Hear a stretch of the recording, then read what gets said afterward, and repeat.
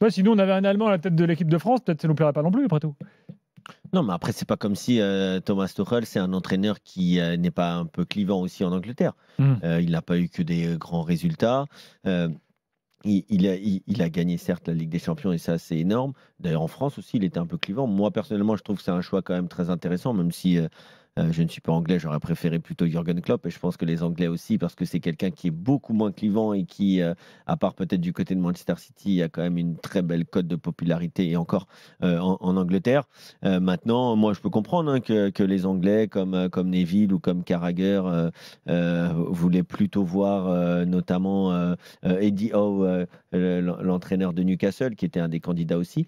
Et le football anglais travaille très bien depuis une bonne quinzaine d'années maintenant, avec notamment des centres de formation très performants, avec certes leur première ligue qui est monstrueuse et phénoménale, mais je peux comprendre que les Anglais ne soient pas satisfaits. Par contre, moi, je trouve quand même ça assez intéressant d'un point de vue extérieur de voir Thomas Tuchel avec cette génération d'Anglais.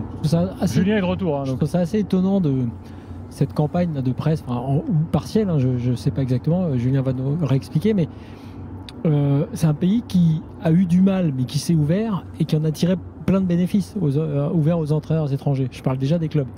Et par ailleurs, et notamment dans une évolution du jeu qui en fait un laboratoire et un championnat formidable. Et par ailleurs, en équipe nationale, c'est une sélection, alors qu'effectivement, le pays qui a inventé le foot, c'est l'Angleterre. C'est une sélection qui s'est déjà ouverte à des sélectionneurs étrangers. Comment Eriksson non plus. Ils te diront qu'ils n'ont pas eu des grandes réussites. Non, d'accord, mais n'empêche que ce que je veux dire, c'est qu'ils n'ont pas hésité à le faire. Et là, tu es sur un coach, comme dit Kevin. Moi, je suis assez fan. J'ai assez envie de voir effectivement ce que ça va donner. Donc, moi, je suis assez surpris quand même qu'on ait encore ce genre de débat sur la nationalité d'un sélectionneur. Moi, je t'avoue que je ne veux pas d'un coach non français à la tête de l'équipe de France. Ça me contrarierait. Je pense que tu es rétrograde, Gilbert. Peut-être. C'est ton côté Strasbourg. On demandera à coach Courbis ce qu'il en pense tout à l'heure. T'es un peu un Gaulois réfractaire. Ouais. Non, mais je sais pas, après chacun son point de vue. Je sais pas, Kevin, tu dis quoi, toi? Demain, on te met, je sais pas, je te donne.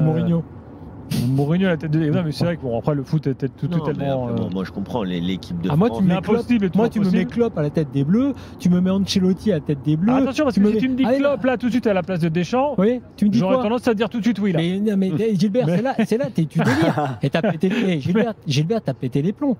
Quand tu dis qu'un Français, moi je te donne 5 noms, 10 noms, tu vas me dire oui tout de suite parce qu'en fait la réalité c'est que on est en train de bouffer de la soupe, on n'en peut plus, les mecs changent de chaîne. Mais là c'est conjoncturel, c'est pas structurel, tu vois ce que je veux dire? Bien sûr, on a Zidane qui attend, ok. Mais hors Zidane. Tu me dis Klopp ou Zidane, je te dis Zidane. Henry ou Zidane, Henry ou Klopp? Henry. Ah ouais? Direct, bah oui. Moi j'adore Thierry Henry. Donc, oui, mais en termes d'entraîneur, Klopp a quand même beaucoup plus de choses. Bah moi je te dis qu'Henry à la tête de l'équipe de France, je suis sûr que ça matcherait. C'est ton côté non-fumeur ça qui te fait refuser Klopp. Peut-être. Bon bref. Donc revenons à Tourelle. Là, il va quand même avoir un baptême assez terrible là dans les semaines qui viennent. Imagine, il gagne pas. Alors, Julien. on en parlait un petit peu hier.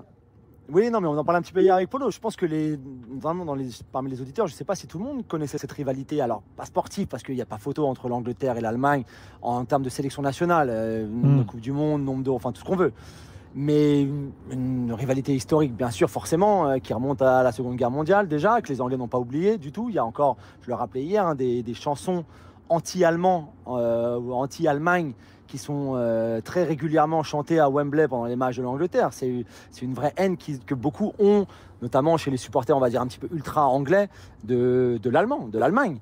Donc c'est pour ça aussi la réaction du Daily Mail, qui est un journal, autant le reconnaître, assez raciste, ou en tout cas qui a des positions très à droite, on va dire, à tous les niveaux, surtout au niveau de l'immigration et tout ça. Donc ça, c'est sûr que pour eux, c'était du pain béni, cette histoire. Aujourd'hui, une des premières questions qu'on pose à Tuchel pendant sa conférence de presse, c'est est-ce que tu vas chanter l'hymne national? Bien sûr. Alors, il s'y attendait, forcément. Mais un entraîneur anglais, enfin un entraîneur de la sélection anglaise qui ne chante pas, mais c'est impossible. Bien sûr qu'il ne chantera jamais God Save the King. Qu'est-ce que Thomas Tuchel va chanter God Save the King? Et donc, ça fera aussi polémique le jour où il ne chantera pas. Même l'intérimaire ne le chantait pas.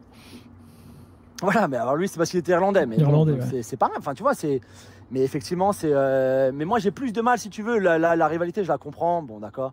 J'ai plus de mal sur un Gary Neville. À un moment, je suis désolé, moi je suis aussi pour la méritocratie. Je comprends très bien ta position, Gilbert, sur je préfère un Français plutôt qu'un non-Français. Mais si Guardiola ou Klopp, mais Tuchel c'est bien meilleur qu'un Eddie Howe, qu'un Graham Potter, qu'un n'importe qui d'anglais disponible aujourd'hui. Donc à mon avis, si tu peux donner le job à un entraîneur qui est bien meilleur que les autres, pourquoi tu le ferais pas, même s'il n'est pas anglais?